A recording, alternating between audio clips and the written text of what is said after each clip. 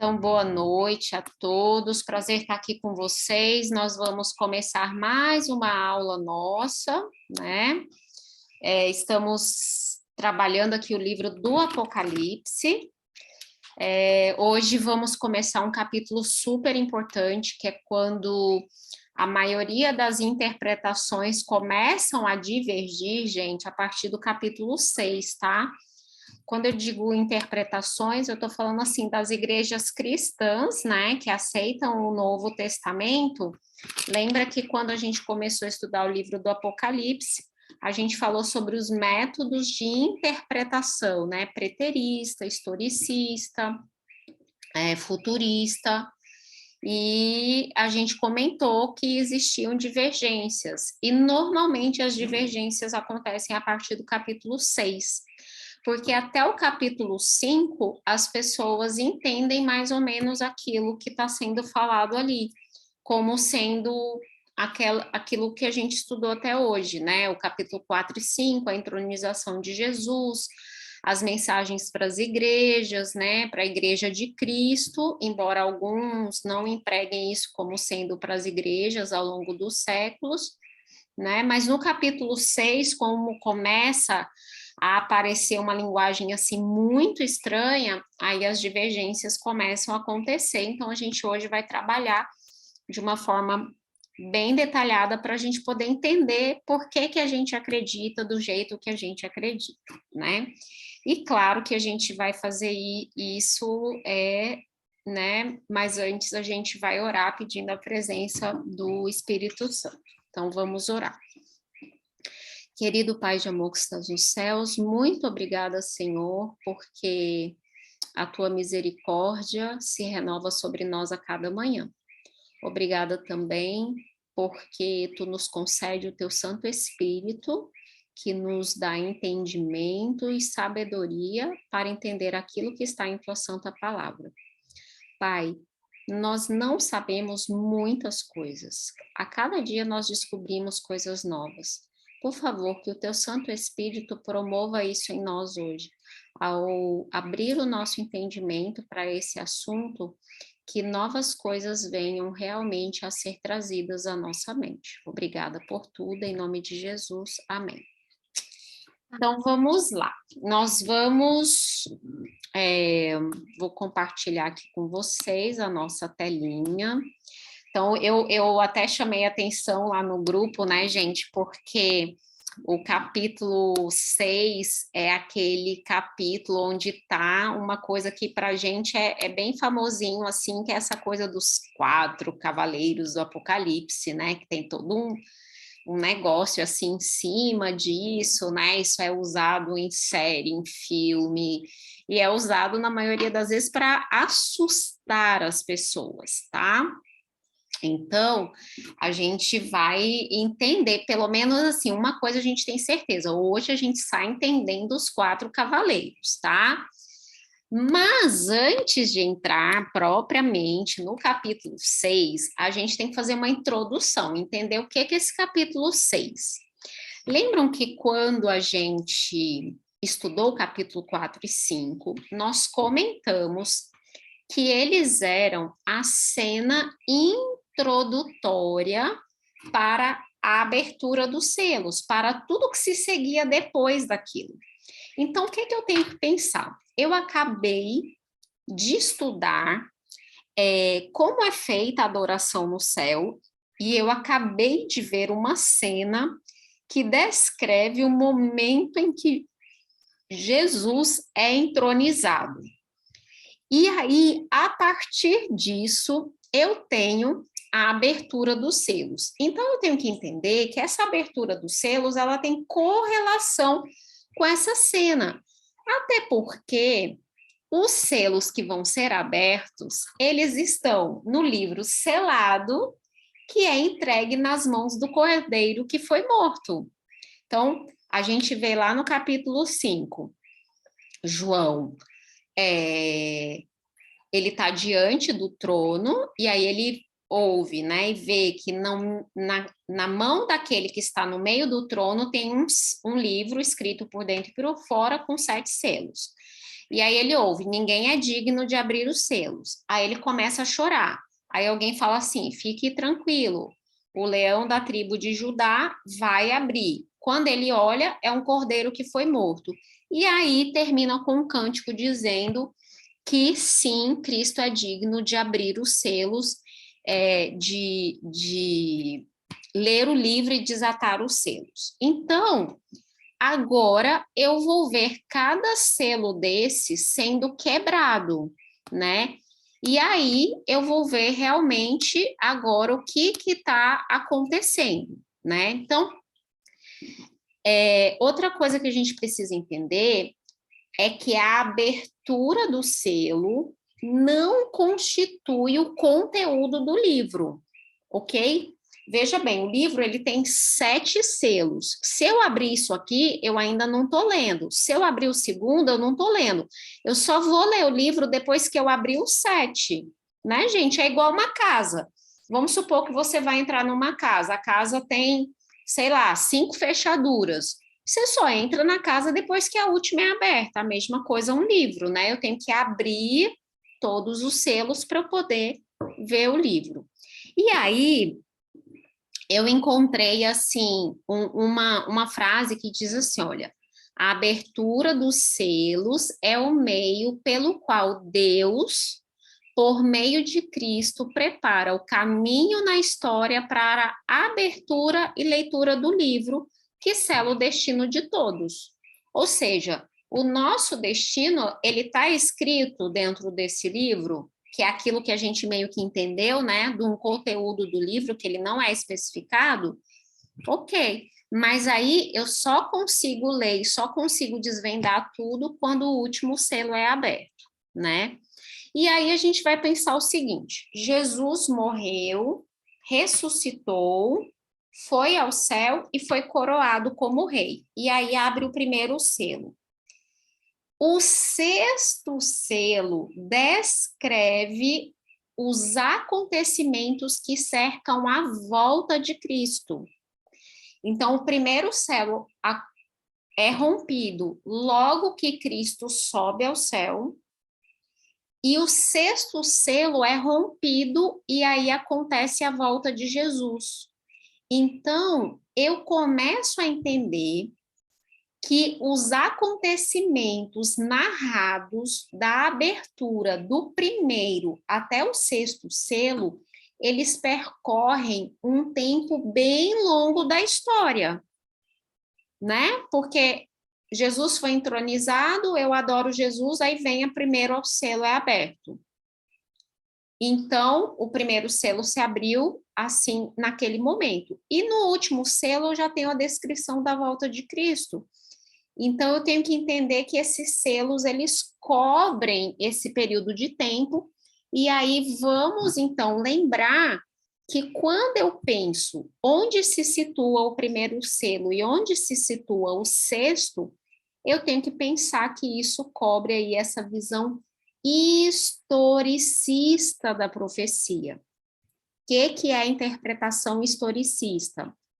É a interpretação que entende que a profecia, ela se cumpre do tempo do profeta até o tempo do fim, cobrindo e percorrendo a história, ok? Então, isso é a visão, a interpretação historicista, tá? E aí eu tenho a ideia aqui, que aqui eu tenho eventos que vão da cruz até a segunda vinda de Cristo. Claro que aí a gente vai ver isso de uma maneira mais detalhada. Então, vamos entender por que é importante a gente falar que a cena da entronização de Jesus, por que ela é importante para eu entender os acontecimentos dos selos, né? Vamos entender o que acontecia quando um rei era coroado. Depois, eu quero que vocês leiam primeiro Reis 2. A gente não vai ler porque é um capítulo grande. A gente vai ler primeiro Reis 16, de 8 a 12. O que acontecia quando um rei subia ao poder, né? Então, assim, nos países onde você tinha governança de rei, quando o rei subia ao poder, ele passava a ter nas mãos dele o destino da nação. Inclusive, ele passava a ter o direito de se vingar dos seus oponentes, ok? Ele passava a ter o direito de realmente fazer as coisas ali da maneira dele, e a gente vê isso acontecendo de forma muito clara. Vamos ver aqui, contando para a gente de um determinado rei que subiu ao trono em Israel. Está lá em 1 Reis 16, de 8 a 12. Ele diz assim. Quiser que eu leia para te ajudar aí? Ah, pode ler, Ana, por favor. Então, vamos lá. No 26º ano de Asa, rei de Judá, ela, filha de Baasa, começou a reinar em Tisa sobre Israel e reinou 2 anos. Ziri, seu servo, comandante da metade dos carros, conspirou contra ele. Achava-se lá em Tisa, bebendo e embriagando-se em casa de Arsa, seu mordomo em Tisa. Entrou Ziri e o feriu e o matou no ano 27º de Asa, rei de Judá, e reinou em seu lugar. Logo que começou a reinar e se assentou no trono, feriu todos os descendentes de Baasa, não lhe deixou nenhum do sexo masculino, nem dos parentes, nem dos seus amigos. Assim exterminou Zirim todos os descendentes de Baasa, segundo a palavra do Senhor por intermédio do profeta Ageu contra Baasa.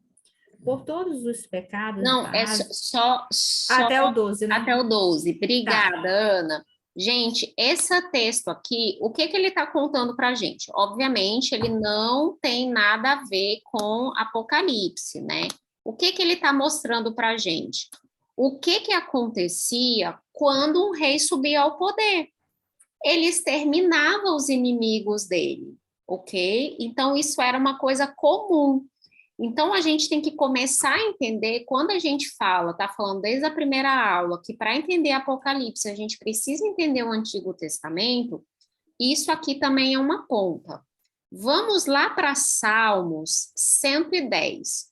Salmo 110 é um salmo messiânico. Então, vamos lá. O que é salmo messiânico? Ele fala da vinda do Messias e do reinado do Messias. Outra coisa, esses salmos também eram usados em leitura quando um rei era empossado, quando o rei era coroado, 2 salmos eram lidos, o Salmo 2 e o Salmo 110, tá? Deixa eu ler aqui para vocês o Salmo 110. Diz assim: O Senhor disse ao meu Senhor: sente-se no lugar de honra à minha direita, até que eu humilhe seus inimigos e os ponha debaixo dos seus pés. O Senhor estenderá seu reino poderoso desde Sião. Você governará seus inimigos. Quando você for à guerra, seu povo servirá de livre vontade. Você está envolto em vestes santas, e a sua força será renovada a cada dia como o orvalho da manhã. O Senhor jurou e não voltará atrás. Você é sacerdote para sempre, segundo a ordem de Melquisedeque. O Senhor está à sua direita para protegê-lo e esmagará muitos reis no dia da sua ira. Castigará as nações e encherá suas terras de cadáveres. Esmagará cabeças por todo o mundo. Ele próprio, contudo, se refrescará em riachos ao longo do caminho. Ele será virtuoso. Então, aqui, gente, tem umas coisas, né? Castigará as nações, encherá suas terras de cadáveres, vai pôr seus inimigos, né? Debaixo dos seus pés. Você governará sobre seus inimigos. Então, isso aqui descreve qual era o pensamento de se tomar posse. E aí você talvez pense assim, mas Ellen, Deus não é vingativo assim, né? Deus não tem essa vingança humana de querer destruir as pessoas só para estar no poder. Realmente, Deus não destrói as pessoas só para estar no poder, mas nós temos que lembrar que a ira de Deus também recai sobre aqueles que o rejeitam, né? Então, quem rejeita Deus, em algum momento vai sofrer a sua ira, né? Então, a gente tem que lembrar que aqui Deus também tem inimigos. E quem são os inimigos de Deus? A gente vai ver ainda na aula de hoje, mas só para vocês terem em mente, por exemplo, lá em Apocalipse 20, né, quando fala que a morte e o inferno foram jogados no abismo e esses eram os últimos inimigos a serem vencidos.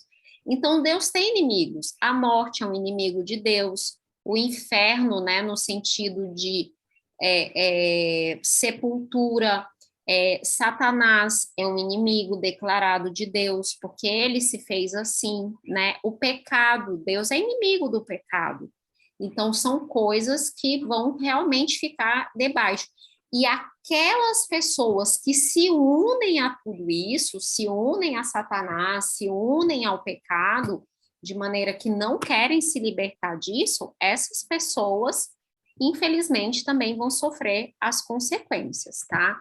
Então, a entronização de Cristo, ela desencadeia uma série de acontecimentos na Terra, ok? O fato de Cristo estar no poder gera uma sequência de eventos que também vão acontecer. E esses eventos, a gente vê a descrição dos primeiros selos, guerra, matança, fome, pestes, e a gente fica pensando assim, nossa, de onde vem tanta desgraça? E aí nós vamos ler 3 passagens para a gente entender qual a correlação de guerra, matança, fome e peste com o Antigo Testamento, tá? Aí vou pedir sua ajuda, Ana. Ana, lê para a gente Levíticos 26, de 21 a 26, tá? Tá. Então, a gente vai ler Levíticos 26, 26, 21, 26. de 21 a 26. E se andardes contrariamente para comigo e não me quiserdes ouvir, trarei sobre vós pragas 7 vezes mais, segundo os vossos pecados. Porque enviarei para o meio de vós as feras do campo, as quais vos desfilharão e acabarão com o vosso gado e vos reduzirão a poucos, e os vossos caminhos se tornarão desertos. Se ainda com isto não vos corrigistes para volverdes a mim, porém andardes contrariamente comigo, eu também serei contrário a vós outros, e eu mesmo vos ferirei 7 vezes mais por causa dos vossos pecados. Trarei sobre vós a espada vingadora da minha aliança, e então, quando vos ajudardes nas vossas cidades, enviarei a peste para o meio de vós, e sereis entregues na mão do inimigo. Quando eu vos tirar o sustento do pão, 10 mulheres cozerão vosso pão num só forno e vos entregarão por peso. Comereis, porém, não vos fartareis. Obrigada. Vocês percebem aí, gente, Levítico 26, a partir do verso 14, são as maldições caso o povo se rebelasse contra Deus. Então, a partir do verso 14, você lê assim: se vocês não me servirem, se vocês buscarem outros deuses e tal, então eu vou trazer tal coisa sobre vocês. Se vocês ainda assim não se arrependerem, e não me servirem, então eu vou trazer guerras. E aí vem fome, e aí vem peste, até o último castigo, que era o exílio, ok? Então, em Levítico 26, tem um capítulo também de Deuteronômio, que agora eu não sei de qual, você tem as bênçãos e as maldições da aliança. E essas maldições... É o capítulo 28. Obrigada. Deuteronômio 28 e Levítico 26, então. Esses capítulos são, então, os capítulos que marcam o que aconteceria com o povo de Deus se o povo de Deus não honrasse a aliança. Por que isso é importante? Isso é importante Porque essas ameaças, os castigos de Deus, eles vinham em formato de guerras, morte, fome e peste, ok? Até o exílio. Vamos ler agora Joel, do verso 3, ou capítulo 3, do verso 19 a 21. Joel 3, 19 a 21. Diz assim, olha: o Egito, porém, se transformará numa terra desolada, e Edom se tornará em deserto, pois atacaram o povo de Judá e mataram inocentes em sua terra. Judá, porém, ficará cheia de gente para sempre, e Jerusalém permanecerá por todas as gerações. Perdoarei os crimes de meu povo, que ainda não perdoei, e eu, o Senhor, habitarei em Sião. Então, vamos lá. Jeremias, agora, 51, 24, que a gente vai ler para terminar esse raciocínio. Jeremias 51, 24. Diz assim: retribuirei à Babilônia e aos habitantes daquela terra por todo o mal que fizeram ao meu povo em Sião, diz o Senhor. Então, o que a gente está vendo aqui? As maldições que caíam sobre o povo de Deus tinham um intuito: fazer o povo se arrepender e se achegar a Deus. Eram juízos preliminares para que houvesse arrependimento, confissão, volta aos caminhos. Lembra da oração, né, de Salomão: Senhor, quando o teu povo for mandado para longe, mas eles orarem virados para este templo e reconhecerem e pedirem perdão, ouve, Senhor, e atende. E qual foi a resposta de Deus? Se o meu povo, que se chama pelo meu nome, se humilhar e orar e me buscar e se converter dos seus maus caminhos, então eu ouvirei dos céus, perdoarei os seus pecados e sararei a terra. Então, para o povo de Deus era aprendizado.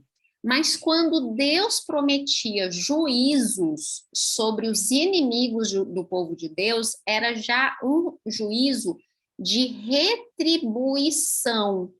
Então, eu vou destruir o Egito, eu vou destruir Edom, eu vou destruir Tiro, eu vou destruir a Babilônia, eu vou destruir tal cidade, não vai sobrar nada. A gente encontra isso muito em Jeremias, em Isaías, em Ezequiel. Juízos contra tal reino, juízos contra tal.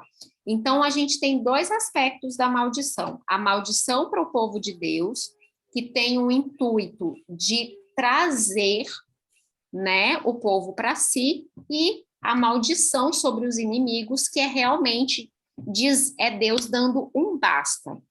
Os 7 selos, eles são juízos, que eles são tanto de retribuição, como eles são juízos de admoestação.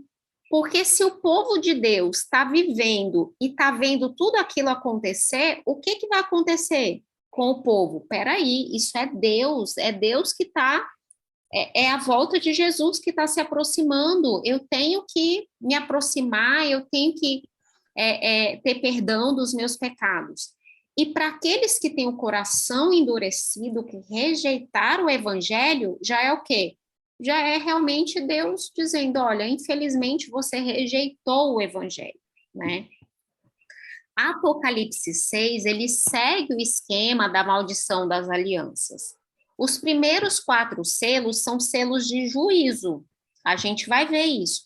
No 5º selo, você vê já os mártires clamando por vingança. E aí, no 6º selo, você vê já Deus se voltando contra os perseguidores do povo de Deus. Então, você tem uma cadeia de eventos acontecendo. Diga, Ana. Também eu entendo assim, né, que quando a pessoa rejeita muito, né, as advertências de Deus, acontece que ela fica propícia, né, pro mal. É como se ela abrisse ali, né, o escudo, né, tirasse o escudo de Deus e agora ficasse de peito aberto para o inimigo atirar, né, com uma metralhadora, digamos assim. Então, eu vejo que, né, quando você não atende ao chamado de Deus, não atende à vontade de Deus, às instruções, à advertência, não é que Deus está ali te protegendo, você fica à mercê do inimigo, totalmente assim, totalmente desamparado. Uhum. Muito perfeita a tua colocação, Ana. Por quê? Porque é o seguinte, a gente vê isso claramente no que acontece com o povo de Israel lá no Antigo Testamento, né? O que que a gente vê acontecendo? O que que eram as maldições? Era justamente o povo se afastar tanto de Deus que eles perdiam a proteção. E aí eles ficavam livres para que os inimigos os atacassem. Eu estou lendo, estou terminando já o livro Patriarcas e Profetas. E aí eu já estou terminando o reinado, já no meio ali do reinado de Davi. Mas impressionante, assim, quando já começa Juízes, você vê isso acontecendo. O povo se distanciava de Deus e começava a adorar outros deuses, o que que acontecia? Eles começavam a ser atacados. Quando, por exemplo, Saul resolve ir para a guerra e ele não consulta Deus, e que ele vai lá, porque assim, as primeiras guerras que Saul fez foram maravilhosas, ele saiu vencedor, assim, muito vencedor. E aí, quando ele começa a guerrear sem pedir a instrução divina, quando ele vai fazendo a rejeição do Espírito Santo, ele vai tomando decisões que vai colocando ele em situações assim completamente perdidas, em que eles realmente vão sofrendo perdas muito grandes. E é muito claro que Deus estava retirando a proteção. Então, isso aqui, a maldição, não é assim, Deus falando assim, eu vou fazer tal coisa, vou fazer tal coisa. Não, é Deus dizendo assim, olha, tudo bem, você não me quer perto de você, você não tem a mim, você não tem as minhas bênçãos e você não tem minha proteção, ok? Tudo bem, você pode ficar longe, mas aí você está por conta própria. E é justamente isso que acontece, né? Então, a gente vai ver claramente aqui, que aí esse ponto que você tocou é maravilhoso, que o que que acontece nos selos aqui, né? Cada cavaleiro do Apocalipse, ele traz justamente as consequências que se seguem à não aceitação do evangelho. Então, quando eu rejeito o evangelho, é óbvio que algo vai acontecer, tá, gente? Então, vamos ver aqui, vamos entrar agora, propriamente dito, nos selos. Vamos ler os primeiros 4, tá, gente? Apocalipse 6, começando no verso 1, ok? Começando no verso 1, a gente vai até o verso 8. Diz assim, olha. Veja, olha só que João, olha como ele começa. Enquanto eu observava, ou seja, ele ainda está na sala do trono. Jesus acabou de ser empossado. O cordeiro abriu o primeiro dos 7 selos. Opa, acabou de quebrar o primeiro selo. Quando o primeiro selo é aberto, aí ele ouve um dos 4 seres viventes dizendo: venha. Quando olhei, vi um cavalo branco. Seu cavaleiro carregava um arco e sobre sua cabeça foi colocada uma coroa. E ele saiu batalhando para conquistar vitórias. Gente, deixa eu só mudar minha versão, porque eu estou na nova versão transformadora. Pronto. E ele saiu vencendo e para vencer. Eu agora estou no Almeida Revista Atualizada, tá? Verso 3. Quando abriu o segundo selo, ouvi o segundo ser vivente dizendo: vem. E saiu outro cavalo, vermelho, e ao seu cavaleiro foi-lhe dado tirar a paz da terra, para que os homens se matassem uns aos outros. E também lhe foi dada uma grande espada. Verso 5. Quando abriu o terceiro selo, ouvi o terceiro ser vivente dizendo: vem. Então vi, e eis um cavalo preto, e o seu cavaleiro com uma balança na mão. E ouvi uma voz que do meio dos quatro seres viventes dizendo: uma medida de trigo por um denário, 3 medidas de cevada por um denário, e não danifiqueis o azeite e o vinho. Verso 7. Quando o cordeiro abriu o quarto selo, ouvi a voz do quarto ser vivente dizendo: vem. E olhei, e eis um cavaleiro amarelo, e o cavaleiro, sendo este chamado Morte, e o inferno o estava seguindo. E foi-lhes dada autoridade sobre a quarta parte da terra para matar a espada, pela fome, com a mortandade e por meio das feras da terra. Deu para entender, gente, por que que dá medo quando a pessoa lê isso aqui? Ela começa a ler isso, ela fala: meu pai, só tem desgraça, é cavalo vermelho que vai tirar a paz da terra, é cavalo amarelo, é cavalo preto, que o povo vai morrer de fome e assim por diante. Então, vamos entender o que que esses cavalos estão dizendo. Os 7 selos, tá, gente? Eles não são os eventos em si. Os eventos são os acontecimentos que se seguem à abertura do selo. Então, é assim: Jesus abre o selo, o cordeiro abre o selo. Aí, quando ele abre o primeiro selo, então João vê tal coisa acontecendo. Quando ele abre o segundo, ele vê tal coisa. Quando ele abre, e assim por diante. Mas o selo em si não é o acontecimento, tá bom? Só para a gente entender. O primeiro selo, o que que a gente vê? Primeiro selo é a pregação do evangelho de forma ostensiva e poderosa. A gente vai ver isso aqui detalhado, tá?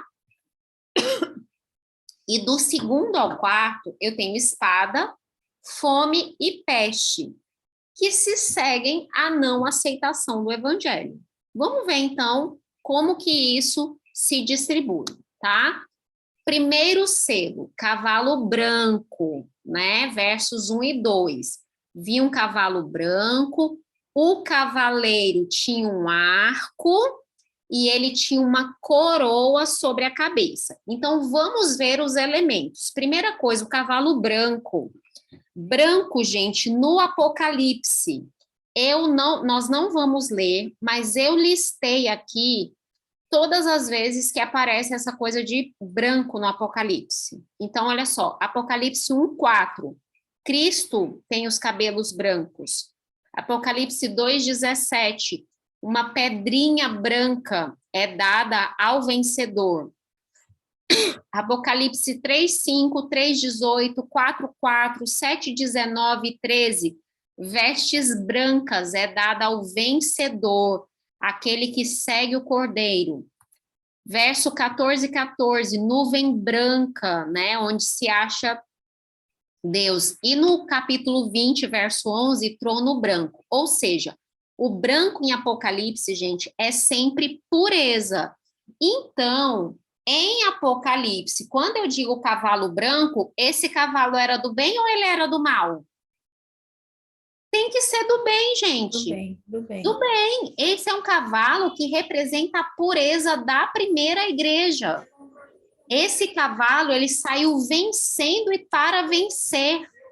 Outra coisa importante, a palavra estéfanos, coroa. A gente já viu isso, a gente não vai esquecer nunca mais, né, gente?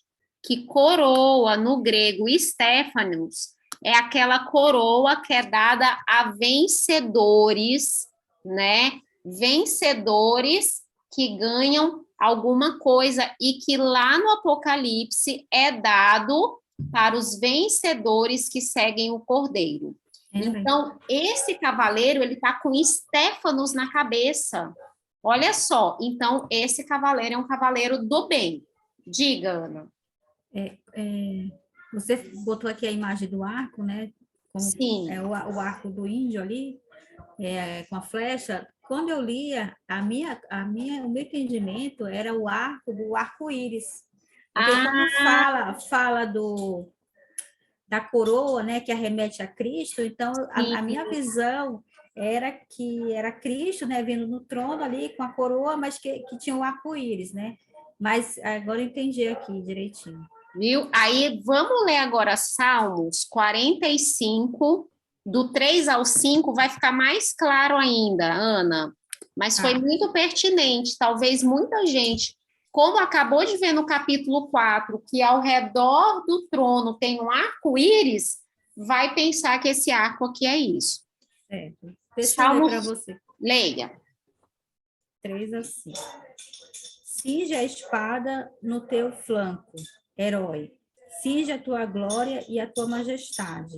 E nessa majestade cavalga prosperamente, pela causa da verdade e da justiça. E a tua destra te ensinará proezas. As tuas setas são agudas, penetram o coração dos inimigos do rei. Os povos caem submissos a ti. Perfeito. Então, aqui o que é que a gente tem? É, é, uma ilustração do Antigo Testamento de como o vencedor ele é retratado como ele tendo um arco, né? Isso aqui é a flecha certeira aí do evangelho pegando fundo nos corações.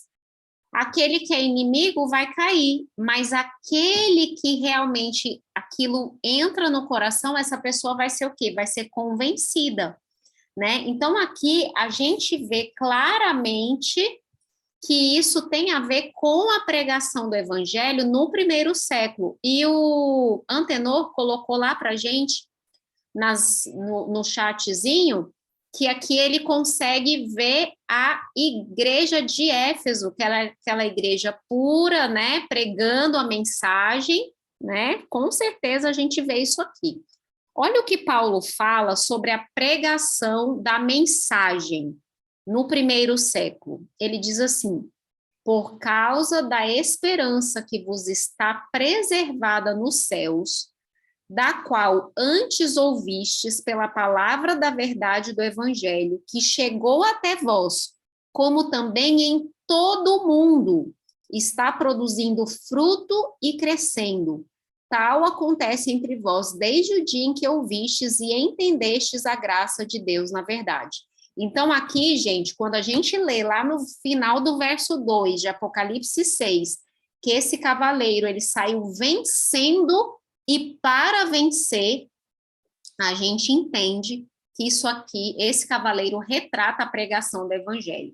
É claro que a gente sabe que o evangelho não foi pregado só no primeiro século, mas a gente vê esse cavaleiro como sendo o grande start dessa pregação, como sendo aquela pregação poderosa que realmente cobriu, né, o mundo conhecido, né? Então, é, depois, exatamente, Antenor, depois da entronização de Jesus, se segue essa pregação poderosa do Evangelho, a entronização de Jesus, que marca na terra o Pentecostes. A gente sabe, gente, que esse cavaleiro branco, ele ainda está em atuação na terra, porque o Evangelho continua sendo pregado. E vai chegar um momento, e aí a gente vai ver isso retratado lá em Apocalipse 18. Olha como a gente ainda está longe, hein? A gente ainda está no 6. Apocalipse 18, a gente vai ver ele retratado, essa pregação retratada de uma outra forma, vai ser retratada como um anjo voando, né? No meio do céu e proclamando para todo mundo, né? A gente vai ver voando rápido e aí vai ser essa proclamação final do evangelho. Mas então a gente já entendeu o primeiro cavalo. Mas aí, gente, o segundo já não é uma visão bonita. O segundo já é o cavalo vermelho, tá? Então vamos lá para Apocalipse 6, versos 3 e 4, que diz assim: quando abriu o segundo selo, ouvi o segundo ser vivente dizendo: vem, e saiu outro cavalo, vírgula, vermelho, e ao seu cavaleiro foi-lhe dado tirar a paz da terra, para que os homens se matassem uns aos outros, e também lhe foi dada uma grande espada. A palavra aqui para vermelho, gente, é puros, tá? É a palavra em grego, que quer dizer um vermelho fogo, tá? Então, é um negócio, assim, poderoso. Vamos entender também a linguagem do vermelho, então, na Bíblia, né? Porque a gente sempre tenta pegar aqui os versos da Bíblia. Vamos lá para 2 Reis 3, 22 e 23. Então, vamos ler aqui essa linguagem do vermelho na Bíblia. Vermelho, até para a gente, né? Quer dizer, até nos nossos dias, quer dizer matança, né? Quer dizer, na verdade, as cores, elas realmente trazem alguns significados para a gente, né? Então, diz assim, olha, levantando-se de madrugada, em saindo o sol sobre as águas, viram os moabitas, defronte deles, as águas vermelhas como sangue. E disseram, isto é sangue, certamente os reis se destruíram e se mataram um ao outro. Agora, pois, a presa, ó Moabe. Então, aqui é eles entendendo o significado das águas vermelhas.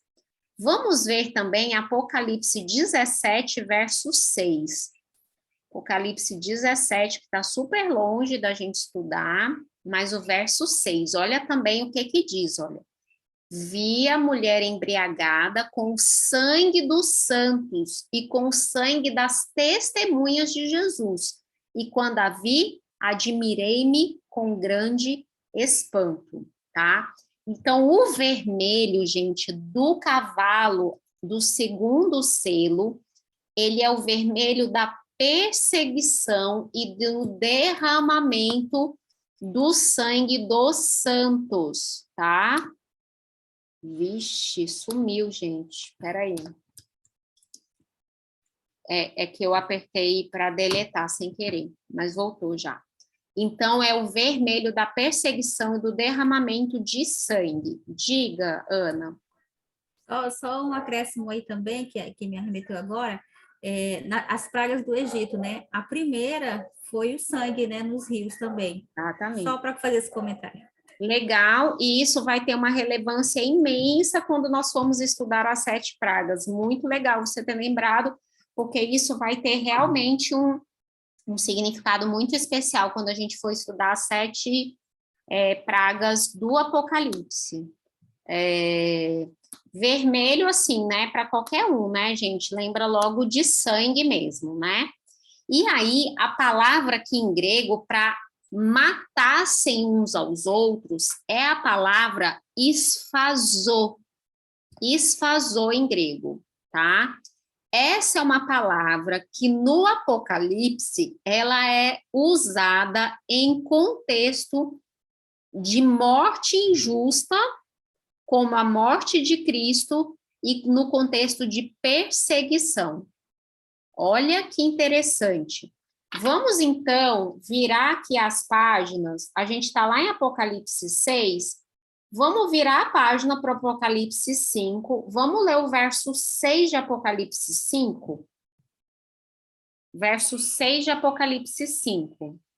Diz assim, olha, então vi no meio do trono e dos 4 seres viventes e entre os anciãos de pé um cordeiro como tendo sido morto. Esse morto aqui é esfazô. Agora vamos virar a página lá para o capítulo 6, mas vamos no verso 9. Quando ele abriu o 5º selo, vi debaixo do altar as almas daqueles que tinham sido mortos por causa da palavra de Deus.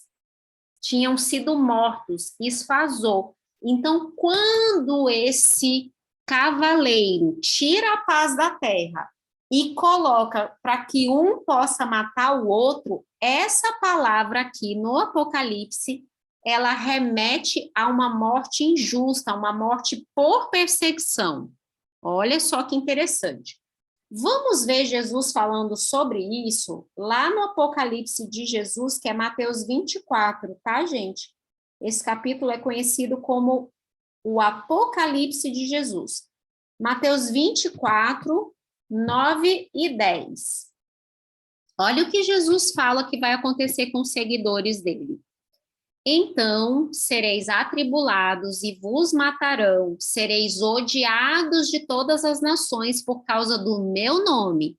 Nesse tempo, muitos hão de se escandalizar, trair e odiar uns aos outros. E vamos continuar em Mateus, mas a gente vai agora lá para o capítulo 10, do 34 ao 36. 34, 35 e 36. Diz assim. Deixa eu ver. Pode ler.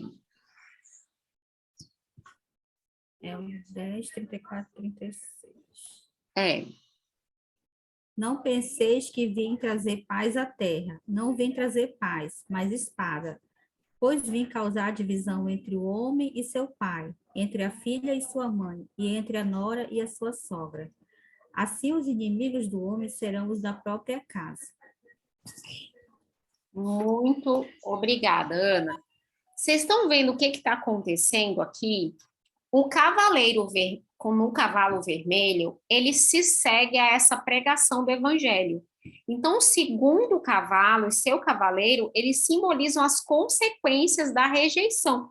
Então, olha só, onde tem pregação do evangelho, você tem os que aceitam e você tem os que perseguem os que aceitam, ok? É isso que a Bíblia está mostrando para a gente. Então, o que aconteceu na Terra depois que a gente teve aquela pregação maciça no primeiro século, né? O que aconteceu? A gente teve os séculos 2 e 3, né? Depois de Cristo, obviamente, da nossa era, a grande perseguição por parte do Império Romano da Igreja, né? Então, você vai ler isso nos livros de história, você vai ler isso que está aberto para todo mundo ver. Os cristãos eram perseguidos, mortos nos estádios, né?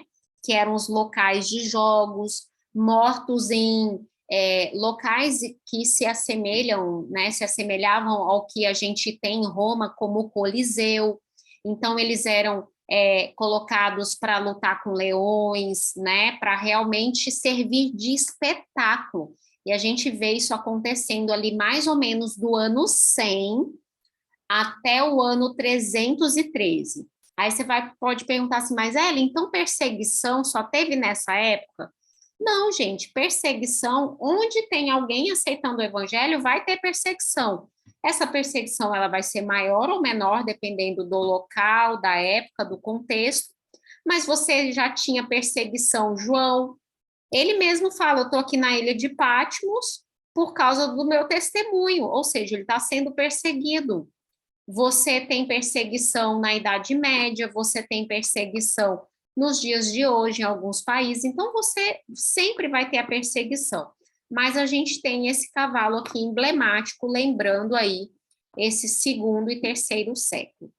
E aí, a gente entra no terceiro selo. Vamos lá para Apocalipse 6, versos 5 e 6. Apocalipse 6, versos 5 e 6. Ok? Então, vamos lá. Apocalipse 6, versos 5 e 6 diz assim: Quando abriu o terceiro selo, ouvi o terceiro ser vivente dizendo, vem. Então vi, e eis um cavalo preto, e o seu cavaleiro, ele tinha uma balança na mão, e ouvi uma voz dentre os 4 seres viventes dizendo, uma medida de trigo por 1 denário, 3 medidas de cevada por 1 denário, e não danifiqueis o azeite e o vinho. Esse aqui ficou um pouco mais complicado e a gente vai entender um pouquinho. Então, primeira coisa, vamos entender a cor preta aqui, né, gente? Sem questão de... A gente sabe que hoje virou politicamente incorreto associar a cor preta ou negro com coisas ruins, tá? Mas vamos trabalhar com a associação do que a Bíblia diz para a gente que é aqui essa escuridão, essa negritude, vamos dizer assim, e isso, obviamente, aqui não tem nada a ver com cor de pessoas, né? Vamos trabalhar o negócio certinho. Mateus 4, verso 6. Mateus 4, verso 6. Vixe, gente, né? Não. 16, desculpa. Mateus 4, verso 16. O povo que jazia em trevas viu grande luz, e aos que viviam na região e sombra da morte, resplandeceu-lhes a luz. Olha aqui o evangelho pregado por Cristo sendo usado, né, como uma antítese à escuridão que as pessoas viviam. E vamos ler aqui João 3, verso 19, tá? Isso aqui é muito claro, ele diz assim, o julgamento é este, que a luz veio ao mundo e os homens amaram mais as trevas do que a luz, porque as suas obras eram más. Então aqui, gente, esse preto, que dá esse sentido de escuridão, ele é a antítese do branco, o oposto do branco. O branco, eu tenho o evangelho crescendo, se manifestando, sendo pregado no mundo inteiro.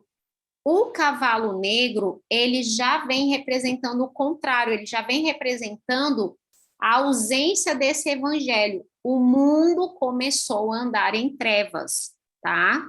Então, aqui, vamos só entender, então, aqui que o preto é justamente a ausência daquele evangelho salvador, tá? E aí, esse cavaleiro, gente, ele tem uma balança na mão. E a balança, no Antigo Testamento, ela é sempre um símbolo de fome e de escassez. Lê para gente, por favor, Ana, Ezequiel 4, verso 16.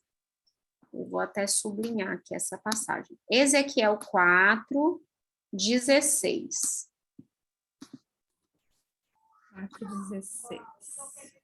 Disse-me ainda, filho do homem, eis que eu tirarei o sustento de pão em Jerusalém. Comerão o pão por peso, e com ansiedade beberão a água por medida e com espanto.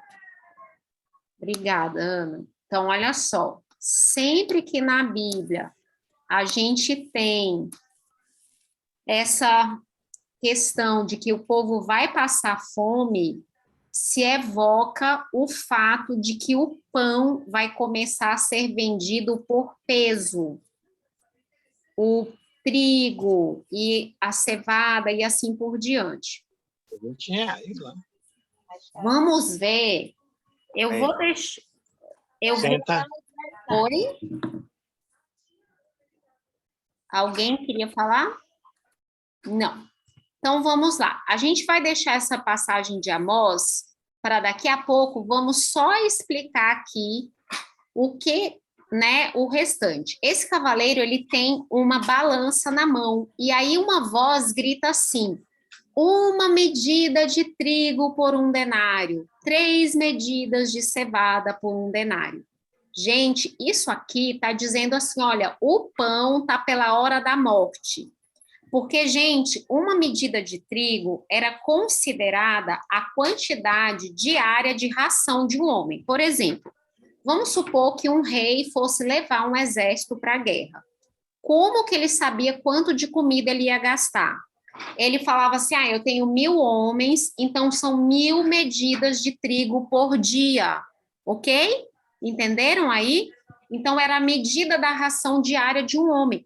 Só que essa medida de um dia de comida está sendo vendida por 1 denário, que era o salário do dia inteiro de trabalho dele. Então, o cara, ele está trabalhando só para comer o mínimo. É isso que essa passagem está dizendo, tá? E aí, a gente tem pior, porque ele fala assim, 3 medidas de cevada por 1 denário. Gente, cevada era um grão de pobre. O pobrezinho que não conseguia comprar trigo, ele comprava cevada. 3 medidas de cevada seria aquilo que uma família bem pequena compraria para se sustentar. Ou seja, o pobre, ele não consegue, com o denário dele, nem comprar, porque ele não pode comprar ração de um dia só para um homem, porque lá na família tem 3, 4. Então, o que ele compra? Ele compra 3 medidinhas de cevada. Então, aqui está falando o povo vai estar passando fome, o povo vai estar sedento, o povo vai estar realmente desesperado. E eles vão ter fome e escassez de quê? O que vai faltar aqui, gente? Será que é comida mesmo? Vamos ler Amós. Lembrando que Apocalipse, gente, não tem como a gente entender Apocalipse sem recorrer ao Antigo Testamento, né? Apocalipse 8, versos 11 a 13. Eu leio.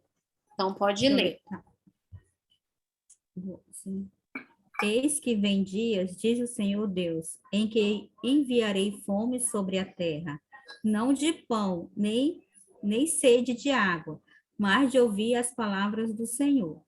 Andarão de mar a mar e do norte até o oriente. Correrão por toda parte. Não, correrão por toda parte, procurando a palavra do Senhor e não a acharão. Então, aqui, gente, a escassez era de quê? Olha como isso combina com a cor negra que se contrapõe ao branco. No branco, o 13. Né? Então, o 13. Ai, desculpa, eu me empolguei, Ana. Porque fala da sede agora, né? Naquele dia, as virgens formosas e os jovens desmaiarão de sede. Muito obrigada. Então, gente, aqui é escassez do evangelho. Então, no capítulo, no cavalo branco, eu tenho o evangelho sendo pregado, né, de forma maravilhosa. No capítulo 3, no cavalo preto, o que eu tenho? Eu tenho a escassez do evangelho. As pessoas procuram e não acham, tá? Não acham. É isso que está acontecendo aqui. Só que aí, quando fala tudo isso, que né, ninguém vai encontrar comida, que a comida vai estar cara, fala assim, não danifiqueis o azeite e o vinho, tá? Então, vamos só entender aqui. Essa palavra danifiqueis é a palavra adikeo, no Apocalipse. E ela é usada no Apocalipse para falar do juízo que cai sobre os praticantes da maldade, tá?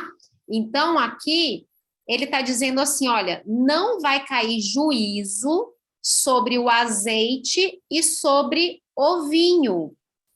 Azeite e vinho, primeiro, gente, que no momento onde está todo mundo morrendo de fome, comprando uma medida de trigo por 1 denário, se a pessoa tem vinho em casa, essa pessoa é rica, ela é abastada, é a dieta luxuosa, azeite e vinho, para alguém que só tem trigo, é um contraponto muito grande. E a gente sabe, né, que na Bíblia o vinho representa a salvação pelo sangue de Cristo, e o azeite representa o Espírito Santo. Então, quem é o azeite e o vinho que não vão ser danificados aqui? São aqueles que aceitaram o evangelho, ok? Eles estão sendo perseguidos, mas eles têm o mais importante, eles têm a salvação. Então, num momento onde a igreja começou a se corromper, o evangelho começou a ser mascarado, o evangelho começou a ser tragado pela mentira, você ainda tem pessoas que têm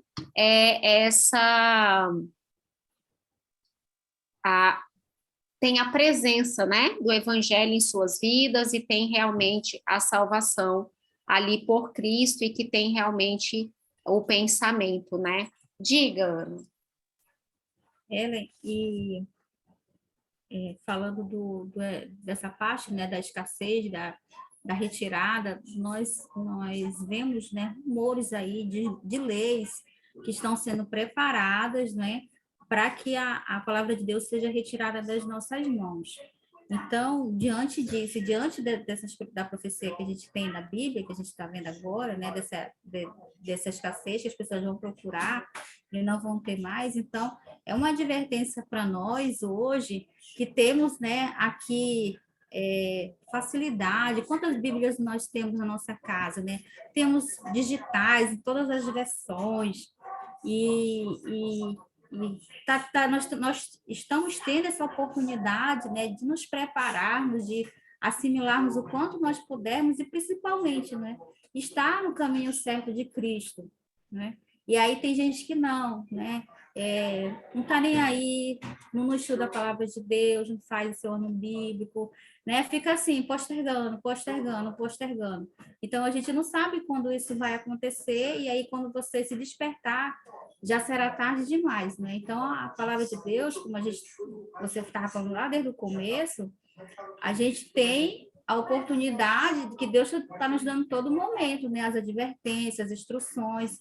Então, gente, se prepara, né? Não deixa de ler a Bíblia, estuda profundamente. Poxa, é tão triste a gente estudar a lição da escola sabatina, né?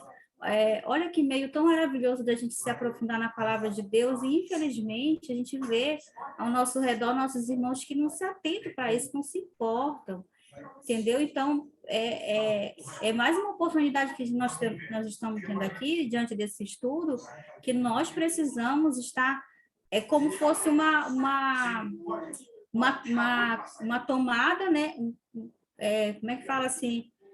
Um cabo de energia, né? Uma fonte no nosso corpo. Carregamento, né? Um carregamento, a gente não pode desligar de forma nenhuma, entendeu? Porque senão se acaba, né? Fica a escuridão. Então, Muito esse bom. alerta para nós, né? Uhum. Diga, Robson.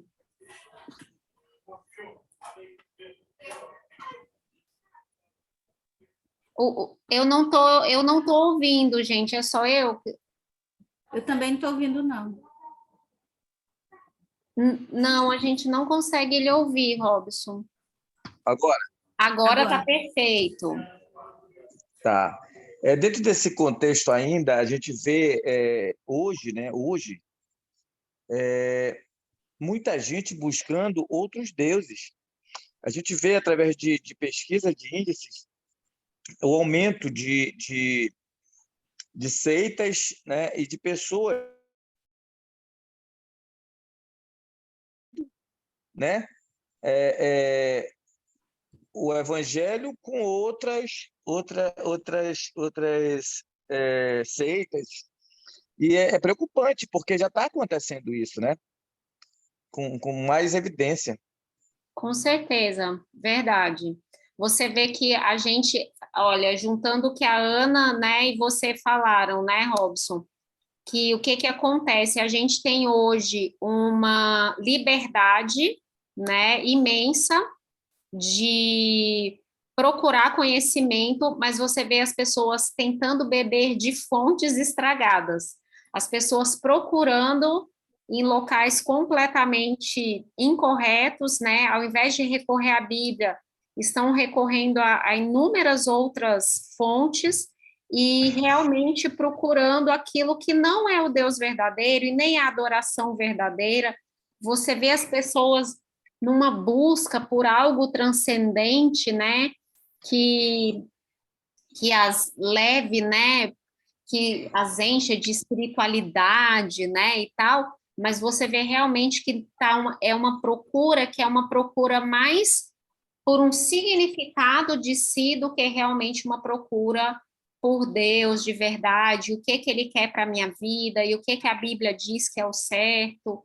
Então, realmente, eu acho que esse é o momento, a Ana falou, esse é o momento de nós buscarmos. Vai chegar um momento na história desse mundo, né, a gente sabe, que realmente vai se tornar novamente escassa a palavra de Deus. Mas aqueles que tiverem entesourados, né, no coração a palavra de Deus, que lembrarem de passagens, essas pessoas vão ter ali o seu consolo. E eu vejo também na nossa vida, tá, gente? Vamos supor que eu não viva até o momento em que isso aconteça na Terra. Mas será que eu vou ter saúde para sempre? para buscar a palavra de Deus, o entendimento da palavra? Gente, eu atendo tantas pessoas já com sinais de demência, entendeu? Depois dos 65, 70 anos. A gente não sabe até quando a nossa vida vai durar, até quando a nossa mente, a nossa capacidade de aprendizado vai durar. A nossa ótica, né? A nossa ótica, né? Eu E já tenho uma grande deficiência de visão. exatamente, então tem tantas coisas, né, que a gente não sabe o dia de amanhã. Então, qual é o dia para a gente buscar? É hoje que é o dia para a gente buscar. Então, a gente já entendeu o terceiro cavalo, vamos para o quarto selo, gente, o quarto e último cavalinho, Apocalipse 6, verso 7 e 8. Tá? A gente está quase acabando, tá, gente? São 19 e 18, mas a gente vai ver 2 selos e aí vamos acabar, tá? E aí diz assim, olha, quando o cordeiro abriu o quarto selo, ouvi a voz do quarto ser vivente dizendo, vem. E olheis e eis um cavalo amarelo, e o seu cavaleiro, sendo este chamado Morte, e o inferno estava seguindo. E foi-lhes dada a autoridade sobre a quarta parte da terra para matar a espada pela fome, com mortandade, por meio das feras da terra. Então, vamos lá. Esse cavalo é amarelo. A gente tem a tradução de amarelo, mas, na verdade, não seria bem um amarelo, tá, gente? Aqui é uma cor meio assim, sabe aquela pessoa que está muito, muito, muito doente, com aquele tipo de palidez amarelo acinzentada? Sabe assim, como se fosse um morto, sabe? Quase, aquela... Não sei se vocês sabem, porque assim, isso é uma cor que eu já vi muitas vezes na vida, infelizmente, né? Por causa da profissão. Mas talvez você, né, já tenha visto, mas é isso, é uma cor meio cadavérica, sabe? É aquela cor dos últimos suspiros da vida de uma pessoa. Então, essa é a cor do cavalo, é a cor da morte. Então, a gente não precisa dizer mais nada, né? Por questão dessa cor, tá? E aí, o cavaleiro, o nome dele é Morte. E ele ainda é seguido por um tal de inferno, tá? Então, a gente vê aqui que parece que, assim, é o ápice, né, do castigo. A gente vê o vermelho, a gente vê o preto, a gente vê a fome e tal, mas aí a gente vê esse cavalo tendo aí os cavaleiros com esse nome. Vamos ver aqui aonde mais aparece no livro do Apocalipse essas palavras morte e inferno. Apocalipse 1, versos 17 e 18. Deixa eu ver. Pode ler. Quando o vi, caí a seus pés como morto. Porém, ele pôs sobre mim a mão direita, dizendo, não temas, eu sou o primeiro e o último. E aquele que vive, estive morto, mas eis que estou vivo pelos séculos dos séculos e tenho as chaves da morte e do inferno. Até o 18, pronto. Isso. Então, quem é que tem as chaves da morte e do inferno? Já vimos aqui que é Jesus, né? Aí agora vamos lá para o capítulo 20, verso 14.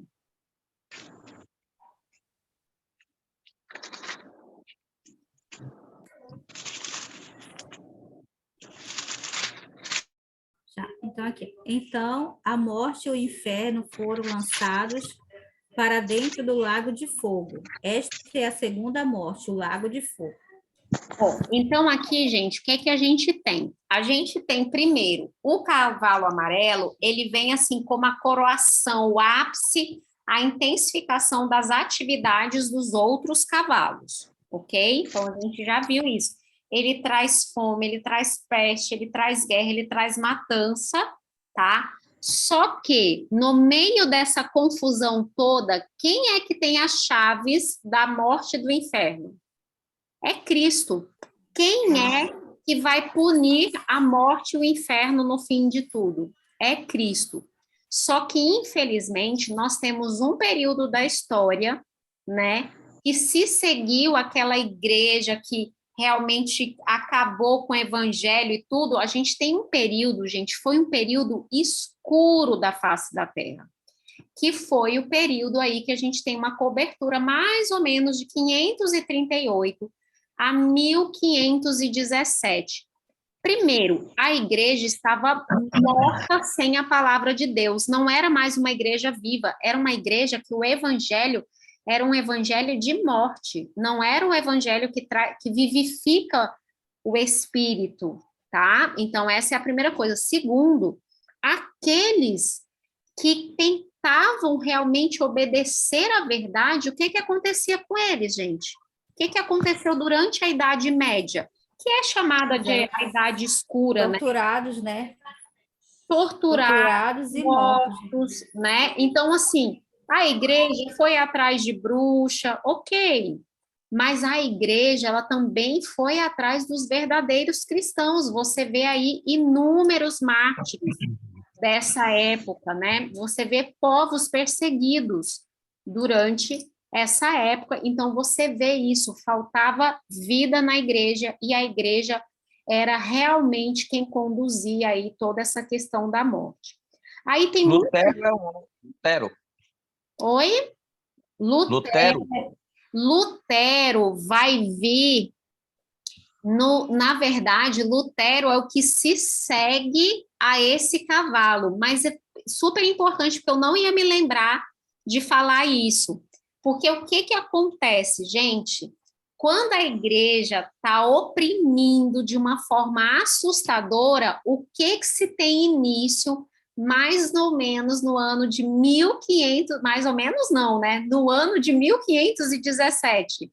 O que se tem início? A reforma, gente, que foi em 1517, que Lutero prega na porta lá da igreja, né? De onde mesmo, gente? Uma cidade lá na Alemanha. E ele prega as 95 teses dele, que era o quê, gente? Uma tentativa de fazer a reforma na igreja. Era trazendo luz para dentro dessa igreja. É por isso que essa igreja que traz morte, ela dura, por isso que a gente coloca essa data de 1517, porque em 1517 começa uma nova era em cima dessa igreja, né? Uma igreja que persegue, sim, persegue quem está fazendo certo, mas a gente começa a ver luz entrando, né, por todos os lados durante a reforma protestante, tá? A igreja, né, que vinha promulgando aí salvação pelas obras, confissão de pecados para o clero, venda de indulgências, pagamento de pecados com penitências e tudo, começa a entrar luz, começa a entrar o evangelho verdadeiro nessa época, tá? Diga, Ana. Diga-se de passagem, né, eu estou lendo O Grande Conflito, eu já tinha lido, né, mas assim, quando eu li, eu estava iniciando na igreja, então assim, foi uma leitura ainda muito assim superficial, né? E aí agora eu comecei a ler e quanto mais a gente vai lendo, né, assim a nossa mente vai se abrindo. Então a reforma, ela na verdade ela tem assim o seu início lá com John Wycliffe, né? Que eu fui até assistir um filme dele para realmente ficar na minha memória, né? Até por causa do nome, assim, não é tão comum, então logo nós esquecemos. Então, quando eu assisto assim, algum vídeo, aquilo eu assimilo mais, né? Aí eu estava vendo no filme, né, a trajetória dele também aqui, acompanhando no livro, e é ele que é o precursor, né? Sim, que vai ali vendo aquelas incoerências e ele fala, ele era membro, né? Ele era um professor, um teólogo, né? Um doutor da universidade e ele fica ali identificando todos esses erros, né? Ele fala da Santa Madre Igreja, né? Então, ele vai debatendo ali, ele vai mostrando os erros e ele vai a julgamento, só que tinha a fogueira preparada para ele, né? Segundo Ellen White, Deus não permitiu que ele fosse queimado, né? Ele foi acometido de uma doença que veio a falecer por causa dela. Mas mesmo assim, a Igreja Católica, não satisfeita, né? Desenterrou ele, pegou os ossos dele, queimou, né? Olha só o ódio, né? E aí jogou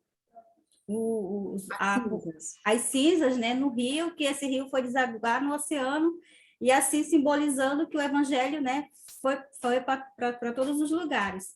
Então, nós vemos aí que essa igreja, ela tem ódio, né, dos servos de Cristo, aqueles que se levantam realmente para levar o evangelho da verdade. A gente vai ver muito legal esse período quando a gente for estudar o período, né, de um tempo, 2 tempos, metade de um tempo, né? Então a gente vai realmente ver muito claramente essa parte, né? A parte escura da igreja, da perseguição, né? Mas 1517, é claro que a gente sabe que existiram muitos reformadores antes de Lutero, mas 1517, tanto que agora, em 2017, nós comemoramos os 500 anos da Reforma, né, protestante. Então, é marcado realmente por aquela data em que Lutero prega as suas teses, né? Ele estava tentando reformar a igreja. Na verdade, todos os reformadores, eles eram originalmente teólogos católicos. Eles estavam tentando consertar o que tinha de errado. A questão é que realmente a igreja, né, o organismo em si não queria ser corrigido, né? Mas é bem importante a gente lançar a mão disso. E aí, gente, vamos para o nosso último selo, os 3 versículos aqui, Apocalipse 6, de 9 a 11. Apocalipse 6, de 9 a 11, é muito mal interpretado isso aqui. Vamos tentar entender um pouquinho mais, tá? Ele diz assim, olha: quando ele abriu o 5º selo, vi debaixo do altar as almas daqueles que tinham sido mortos por causa da palavra de Deus e por causa do testemunho que sustentavam. Clamaram em grande voz, dizendo: até quando, ó soberano Senhor, santo e verdadeiro, não julgas nem vingas o nosso sangue dos que habitam sobre a terra?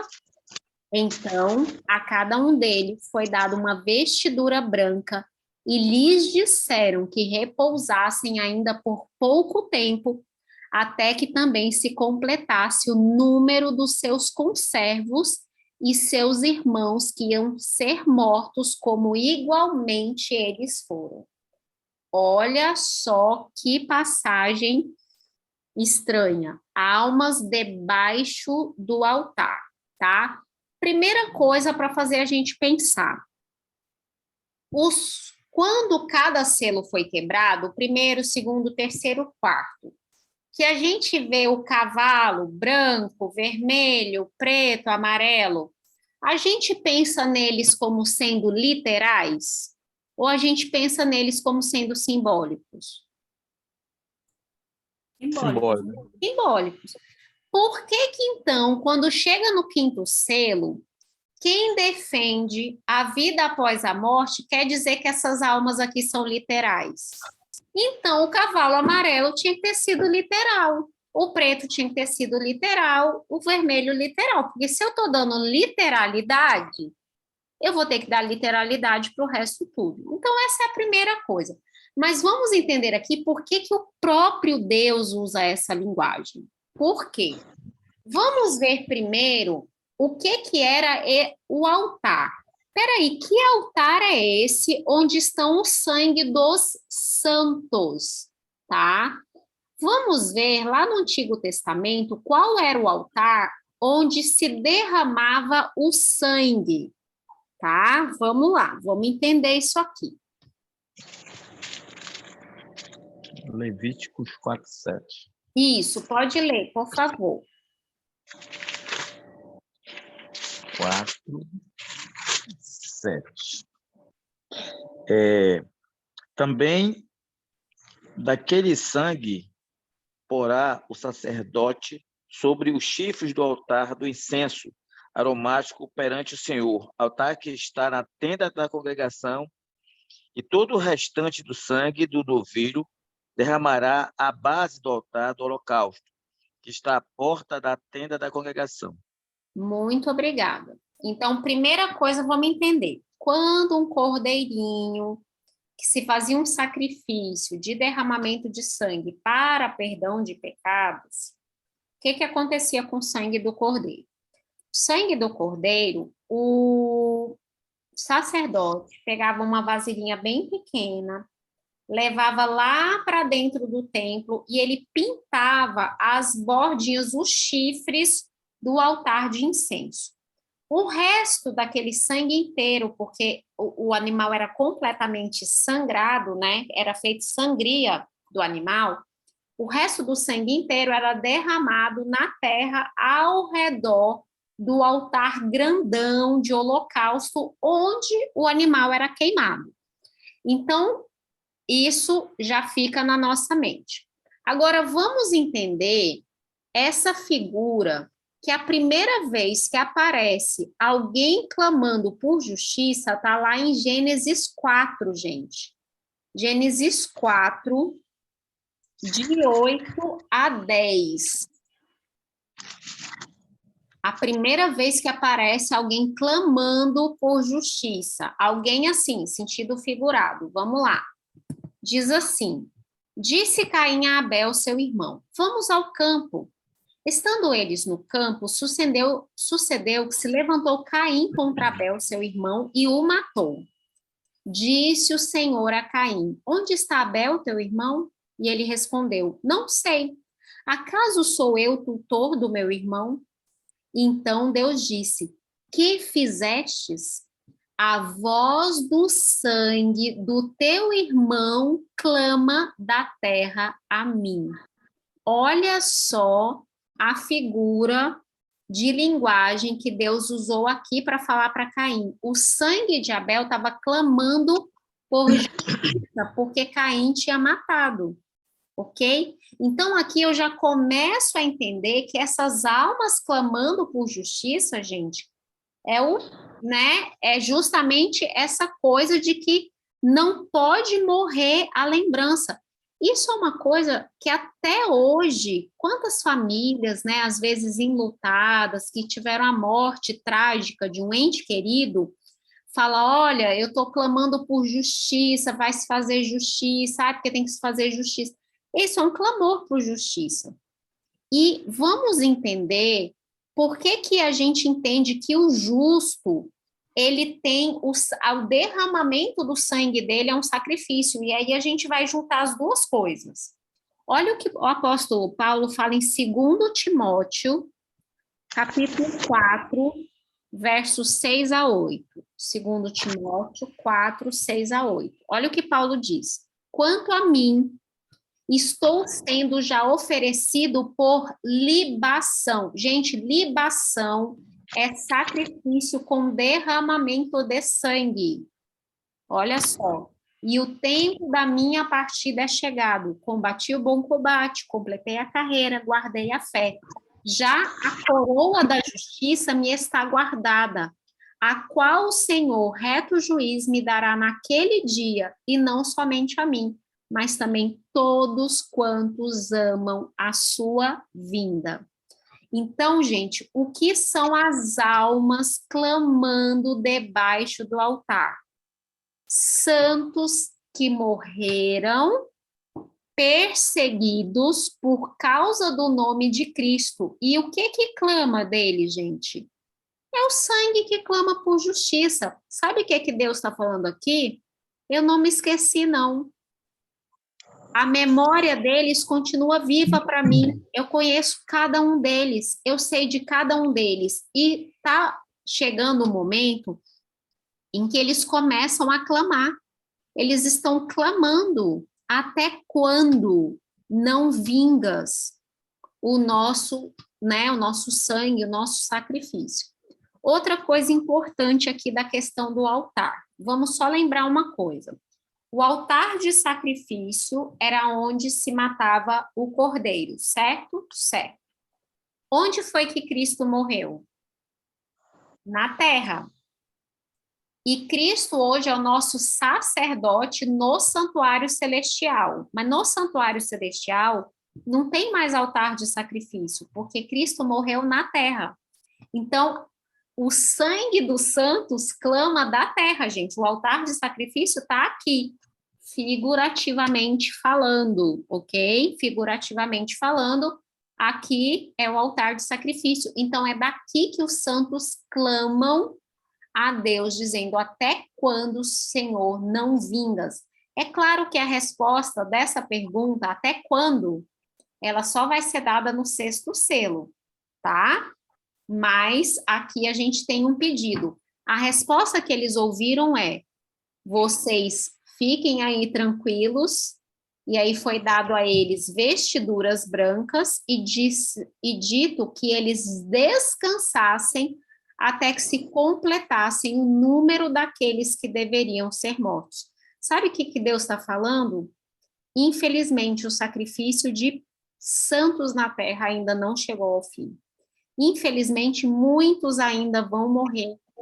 Infelizmente, muitos ainda vão sofrer por causa do testemunho que sustenta, por causa da palavra. Mas podem repousar com tranquilidade. E aqui a gente entende a passagem de Paulo. Paulo, gente, quando ele escreveu essa carta, ele estava preso, ele sabia que ele ia morrer, ele sabia que em algum momento ele ia ser morto por causa do evangelho.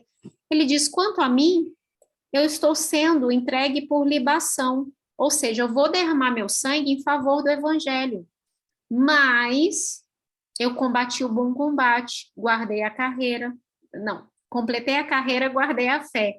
Já a coroa da justiça me está guardada. Que coroa é essa aqui? A Stéphanos da justiça me está guardada. Então, Paulo sabia exatamente, né, gente, o que significava. Então, Paulo nunca chegou a ler Apocalipse, porque Apocalipse foi escrito depois que Paulo morreu. Mas se Paulo, gente, tivesse lido essa passagem, ele tinha entendido na mesma hora, tá? Olha só a palavra aqui, vingar. Até quando, Senhor, não vingas? Vamos ver o que Paulo fala sobre vingança em Romanos 12, 17 a 19. Deixa eu ler ele. Pode ler. 17 a 19.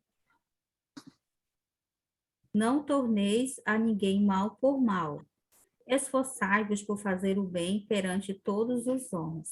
Se possível, quando depender de vós, tende paz com todos os homens. Não vos vingueis a vós mesmos, amados, mas dai lugar à ira, porque está escrito: a mim me pertence a vingança. Eu é que retribuirei, diz o Senhor. Então, os santos que estão debaixo do altar, né, eles sabem que a vingança pertence a quem? Pertence a Deus, né? Vamos ver Apocalipse agora, vamos ver essa vingança acontecendo. Lá em Apocalipse 19, versos 1 e 2. E Deus realmente, quando começa, né, a ser essa grande resposta aí, que os acontecimentos dão lugar aí para essa vingança. Apocalipse 19, 1 e 2. Deixa eu ler. Depois destas coisas, ouvi no céu uma como grande voz de numerosa multidão dizendo: Aleluia! A salvação e a glória e o poder são do nosso Deus. Porquanto verdadeiros e justos são os seus juízos, pois julgou a grande meretriz, que corrompa a terra com a sua prostituição, e das mãos dela vingou o sangue dos seus servos. Então, gente, vai chegar um momento em que Deus realmente vai vingar o sangue dos seus servos, tá? Esse momento vai chegar. Olha aqui a resposta lá, né, do capítulo 6, tá? E aí você vê que eles também falam, olha, por que não vingas o nosso sangue daqueles que habitam sobre a terra? Quem são esses que habitam sobre a terra? Esses habitam sobre a terra, gente, está em oposição àqueles que habitam no céu, né? Aqueles que um dia vão estar no céu. Olha só o que Apocalipse 13, verso 8 diz: adorá-la-ão todos os que habitam sobre a terra, aqueles cujos nomes não foram escritos no livro da vida do Cordeiro, que foi morto desde a fundação do mundo. E olha o verso 14. Seduz os que habitam sobre a terra por causa dos sinais que foi lhe dado executar diante da besta, dizendo aos que habitam sobre a terra que façam uma imagem à besta, aquela que, ferida a espada, sobreviveu. Gente, esses que habitam sobre a terra são justamente aqueles que seguem o grande inimigo de Deus. Eles adoram a besta e a sua imagem, eles fazem uma imagem à besta, eles fazem com que todos adorem a besta e sua imagem. Então, aqui a gente já entendeu quem são os que habitam sobre a terra. São os oponentes da verdade, aqueles que perseguem, né, os filhos de Deus, tá? E aí a gente vê que eles recebem vestiduras brancas, tá? Vamos ver, então, nossa última passagem de hoje, Apocalipse 3, né? Apocalipse 3, versos 4 e 5. Deixa A eu ver. cartinha para Sardes, para a igreja de Sardes. Leana. Tens, contudo, em Sardes, umas poucas pessoas que não contaminaram as suas vestiduras e andarão de branco junto comigo, pois são dignas. O vencedor será assim vestido de vestiduras brancas, e de modo nenhum apagarei o seu nome do livro da vida. Pelo contrário, confessarei o seu nome diante de meu Pai e diante dos meus anjos. Obrigada, Ana. Então, aqui a gente vê quem são aqueles que recebem as vestiduras brancas, né? Aqueles que lavaram as suas vestes no sangue do Cordeiro, aqueles que realmente seguem o Cordeiro por onde quer que ele vá, aqueles que não se corromperam, e eles, aqui fala que o nome deles vai ser confessado. A verdade, gente, é que essa passagem do quinto selo, assim como os demais, ela é simbólica, ok? O livro do Apocalipse, ele é um livro simbólico. Então, aqui é uma figura de linguagem realmente para dizer que existe na Terra um clamor por justiça. O sangue dos santos clamam por justiça e dizem, até quando, Senhor, não castigas e não vingas, né, o nosso sangue. Então, aqui é uma figura de linguagem. Oi. Essa vingança, ela é literal, né? A vingança é uma vingança literal, né? Deus vai retribuir, como a gente viu lá em Apocalipse 19, né, 1 e 2, que diz, olha, Babilônia foi julgada e Deus finalmente vai vingar o sangue, né, dos mártires, né, daqueles que morreram por causa do testemunho, né? A palavra é uma palavra literal, mas aqui não está falando como vai ser essa vingança. Na próxima aula, né, porque hoje nós encerramos, na próxima aula, a gente já vai ver parte de como essa vingança acontece, porque a gente vai ver o sexto selo, tá, gente? Eu não fiz o sexto selo hoje de propósito. Primeiro, por causa do tempo. Segundo, porque o sexto selo, ele termina com uma pergunta. Não dá para a gente terminar o sexto selo, fazer a pergunta e não responder a pergunta. Então, a gente vai estudar o sexto selo em parceria com o capítulo 7, que é um interlúdio entre o sexto e o sétimo selo, tá bom? Então, na próxima aula, que é semana que vem, a gente já entra, então, no sexto selo. Mas hoje a gente já entendeu os 4 cavaleiros do Apocalipse e a gente já entendeu as almas debaixo do altar, tá bom? Quando alguém te questionar, dizer assim, mas existe alma, sim, e lê para você essa passagem, leia para ela Gênesis 4, né? Quando você lê Gênesis 4, a passagem do sangue de Caim clamando, e quando você lê Apocalipse 19, 1 e 2, falando que Deus vai vingar realmente aqueles que foram mortos, você começa a entender que tudo faz parte de um contexto, né? É como se a Bíblia é um livro muito rico, gente, ela é rica em imagens, ela é uma literatura riquíssima, não é uma literatura empobrecida em que eu tenho que falar tudo literalzinho, né? Onde eu não possa usar ilustrações. Então, o Apocalipse, ele é isso, ele é uma coisa riquíssima de ilustrações.